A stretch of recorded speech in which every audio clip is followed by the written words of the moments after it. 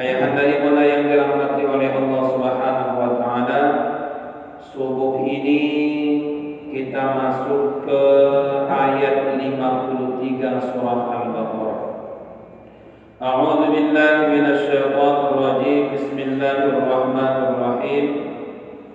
Wa idz atayna Musal kitaba wal furqana la'allakum tahtadun. Di pertemuan yang lalu ayahanda ibunda yang dirahmati oleh Allah, bahwa kita sudah membahas Nabi Musa alaihi salam meninggalkan Bani Israel yang awalnya janji Nabi Musa 30 hari, tapi pada akhirnya 40 hari. Kemana Nabi Musa pergi?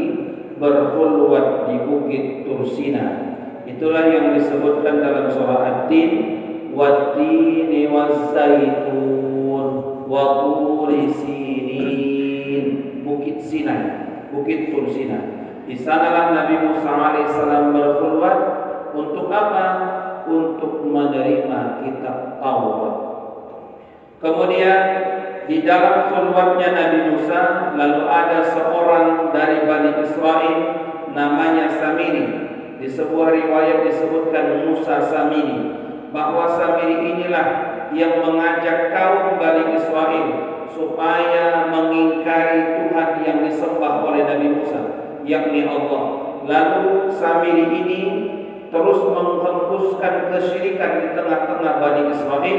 Lalu dibuat Samirilah seekor anak sapi yang terbuat dari emas. Lalu mereka pun menyembah anak sapi itu.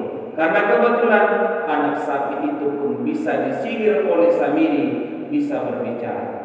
Lalu disembah oleh Bani Israel anak sapi tersebut, dilarang oleh Nabi Harun alaihissalam.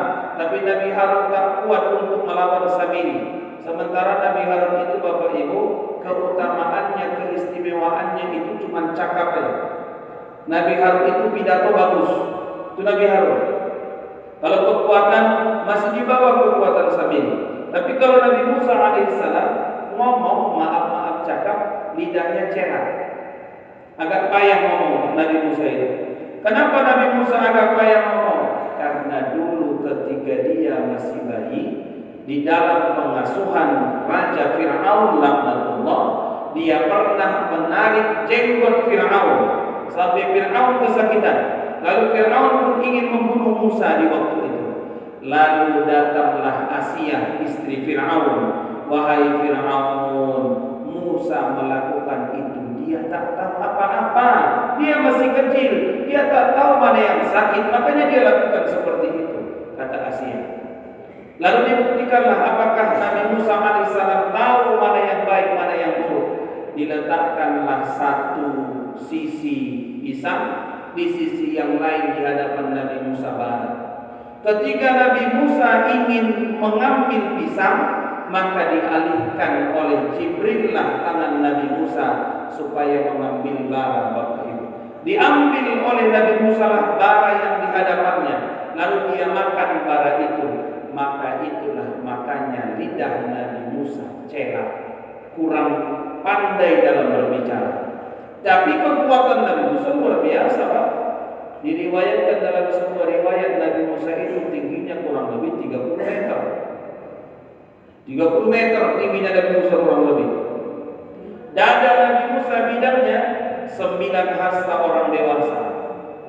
Kalau dia saya kira duduk di masjid nih, separuh badan dia masjid ini dan juga separuh masjid ini badan dia nih. 30 meter tingginya Nabi Musa. Kalau mungkin dia tengok masjid ini, kayaknya main anak-anak ini kata dia tengok masjid ini, Pak. Saking besarnya Nabi Musa itu. Luar biasa. Dalam sebuah kitab namanya Majalisus Saniyah, Allahu a'lam apakah kitab ini, apakah riwayat ini sahih apa tidak. Dulu ada cucu Nabi Nuh alaihissalam yang memang postur tubuhnya sangat tinggi. Ketika dia ingin makan, yang dimakannya ikan hiu paling besar. Dia ambil di laut, ini dia ngambilnya di laut. Pakai tangan aja, dapatnya, masaknya, dia arahkan ke matahari, dia dekatkan ke matahari, baru dia makan. Allah Ta'ala, apakah cerita ini betul apa tidak? Tapi ini dalam kitab Majalisus Saniyah diceritakan. Kemudian cucu Nabi Nuh ini di banjir zaman Nabi Nuh, kan ada banjir itu bahkan zaman Nabi Nuh alaihissalam, itu banjir itu hanya sampai betisnya saja banjir itu. Padahal dunia ini tenggelam. Perahu Nabi Nuh itu kan bersandarnya di Bukit Judi. Semua dunia ini tenggelam, termasuk anaknya Nabi Nuh tenggelam. Lalu lama kelamaan banjir surut, jadi perahu Nabi Nuh itu bersandar di Bukit Judi. Itu cucu Nabi Nuh itu di sebuah riwayat tersebut, itu banjir itu masih sampai betisnya, nggak sampai lutut banjir. Luar biasa besarnya. Kapan itu meninggalnya makhluk? Meninggalnya di zaman Nabi Musa alaihissalam. Dipukul Nabi Musa mata kakinya langsung mati. Nabi Musa itu saking kuatnya Nabi Musa. Bahkan kan di waktu pertemuan yang lalu-lalu sudah saya sampaikan, pernah Nabi Musa membunuh orang hanya sekali pukul tanpa niat membunuh, sekali pukul mati Nabi Musa. Jadi Nabi Musa itu punya kekuatan. Jadi kalau Nabi Musa berhadapan dengan Samiri pasti takut gara-gara Nabi Musa itu kuat. Sementara kalau Samiri berhadapan dengan Harun, maka Samiri tidak takut karena Nabi Harun alaihissalam tidak punya kekuatan seperti kekuatan Nabi Musa. Jadi kalau Nabi Musa itu sampai-sampai bulu tangannya saja kalau dia marah bisa menembus bajunya. Bajunya itu terbuat dari kulit kayu. Jadi Bapak Ibu yang dirahmati oleh Allah, memang Nabi Musa itu terkenal dengan kekuatannya. Kenapa dibuat Allah dia kuat? Karena dia hidup di tengah-tengah kaum yang menuhankan Fir'aun. Dia kan diutus untuk menghancurkan kerajaan Fir'aun di antaranya. Maka kalau dia orangnya lemah, maka Fir'aun pasti tidak akan mau kalah dengan Nabi Musa. Begitu dia. Jadi memang Nabi itu diputus keistimewaannya Bapak Ibu sesuai dengan kebiasaan ataupun keistimewaan di kaum itu. Nabi Muhammad SAW diutus oleh Allah, diberikan Allah Al-Quran, yang Al-Quran itu ada semacam syair-syair di belakang ayatnya.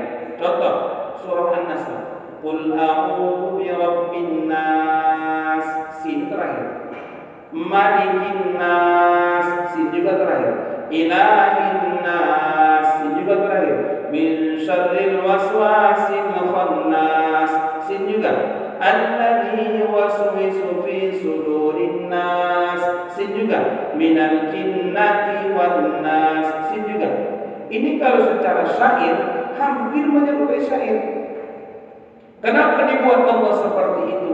Untuk menandingi syair-syair kaum kaum Quraisy di masa itu. Karena di masa diutusnya Nabi Muhammad, manusia di saat itu mendewakan orang yang mampu atau mahir bersyair. Maka dibuatlah Al-Quran. Ada ayat-ayat Quran itu semacam syair untuk menandingi syair. Jadi Bapak Ibu yang dirahmati oleh Allah, Nabi itu diberikan mukjizat sesuai dengan masa yang berkembang di masanya. Nabi Isa alaihissalam, kenapa diberikan Allah mukjizat bisa menyembuhkan orang buta? Karena di masa itu orang didewakan kalau bisa menyembuhkan orang yang buta. Di masa itu orang akan didewakan kalau bisa menghidupkan orang mati. Maka dibuat Allah mukjizat Nabi Isa itu bisa menghidupkan orang mati. Jadi seperti itulah memang skenario yang dibuat oleh Allah Subhanahu wa taala. Kita kembali ke Nabi Musa alaihissalam. Ketika kaum Nabi Musa Bani Israel diajak oleh Samiri supaya kafir atau tidak mau menyembah kepada Allah, supaya mereka menyembah anak sapi, maka setelah 40 hari kemudian Nabi Musa datang. Maka Nabi Musa memberantas kemaksiatan itu dengan Nabi Musa membawa kitab. Maka di ayat 53 ini, wa idh ataina, dan ingatlah kami berikan kepada Musa al-kitab, kitab, wal furqana, dan pembeda. Kitab itu Bapak Ibu yang dirahmati oleh Allah, fungsinya untuk membedakan. Maka disebutkan di sini yakni al-kitabu al-mufarriqu bainal halali wal haram. Kitab itu fungsi utamanya pembeda mana yang halal, mana yang haram, mana yang boleh, mana yang tak boleh, mana yang dilarang, mana yang diperintahkan. Itu fungsi kitab. Makanya supaya kitab itu bisa menjadi petunjuk, harus difungsikan kepada fungsi awalnya. Kitab itulah pembeda mana yang halal, mana yang haram, mana yang baik, mana yang salah, mana yang boleh, mana yang tak boleh. Harus seperti itu. Kalau ada satu masalah Bapak Ibu, apakah bagus atau tidak, maka tanyalah Al-Quran. Kalau tak ada dalam Al-Quran, maka nanti ada jurusannya, tanyalah hadis. Tak ada di dalam hadis, tanyalah kepada para ulama. Karena memang fungsi pertama Quran itu atau kitab itu adalah pembeda. Di masa Nabi Musa kitabnya kitab Taurat. Kalau zaman sekarang kitabnya Al-Quran. Makanya kalau ada pun kitab Taurat sekarang, maka yang membedakan kitab Taurat itu apakah asli atau bukan, maka itu yang membedakannya adalah Al-Quran. Jadi Bapak Ibu yang dirahmati oleh Allah Subhanahu wa taala, diberikan Allah pembeda kepada Nabi Musa dan Bani Israel, yakni dengan diturunkan Allah kitab Taurat kepada mereka. Taurat ini kebanyakan perintah-perintah dari Allah. Yang paling terkenal itu Bapak Ibu ada 10 perintah yang sampai sekarang itu masih termanuskrip sampai sekarang. Ada 10 perintah dari Allah. Perintah pertama, tidak boleh mensekutukan Allah, gak boleh berbuat syirik. Jadi lagi-lagi saya sampaikan, mulai dari zaman Nabi Adam alaihissalam sampai ke Nabi Muhammad, semua Nabi itu mengajarkan Allah itu ahad, tak pernah dua, tak pernah tiga, tak pernah empat dan seterusnya. Selalu mentauhidkan Allah.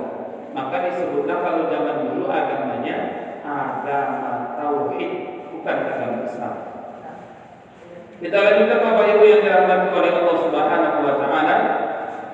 Setelah mereka mendapatkan kitab Taurat, pembeda mana yang baik, mana yang buruk, dilanjutkan Allah dalam ayat 54. Wa idh qala Musa liqaumihi ya qaumi innakum zalamtum anfusakum bittikhadikumul ijla fatubu ila bari'ikum. Dan ingatlah ketika berkata Musa kepada kaumnya, artinya kaum yang menyembah anak sapi tersebut. Lalu apa kata Nabi Musa? Ya qaumi, wahai kaumku, innakum zalamtum anfusakum, sesungguhnya kalian telah zalimi diri kalian sendiri. Darabtum bi anfusikum, kalian buat kesusahan untuk diri kalian, kata Nabi Musa alaihissalam. Apa maknanya? Bolak-balik saya sampaikan Bapak Ibu, kalau kita berbuat maksiat, maka sebenarnya kita sedang menyusahkan diri kita sendiri. Sedang menyusahkan diri kita sendiri. Ya ulangi, kalau kita berbuat maksiat, maka kita sedang menyusahkan diri kita sendiri. Susah di dunia, terlebih-lebih di akhirat. Terlebih-lebih di akhirat. Misalnya kita mencuri, kita mencuri uang orang, maka kan kita sedang menyusahkan diri kita sendiri. Suatu saat nanti kalau datang polisi ke daerah kita, maka kita anggap polisi itu ingin menangkap kita, padahal polisi itu cuma nengok-nengok aja Pak. Tapi perasaan kita sudah polisi itu mau menangkap kita, maka itu menyusahkan diri sendiri. Maka setiap orang yang berbuat maksiat, dia sedang menyusahkan dirinya sendiri. Inilah ayatnya. Innakum zalamtum anfusakum, kaumku yang menyembah anak sapi, menyembah patung anak sapi, kalian sedang menyusahkan, menzalimi diri kalian sendiri. Makanya ada ayat juga, wa ma zalamahumullahu wala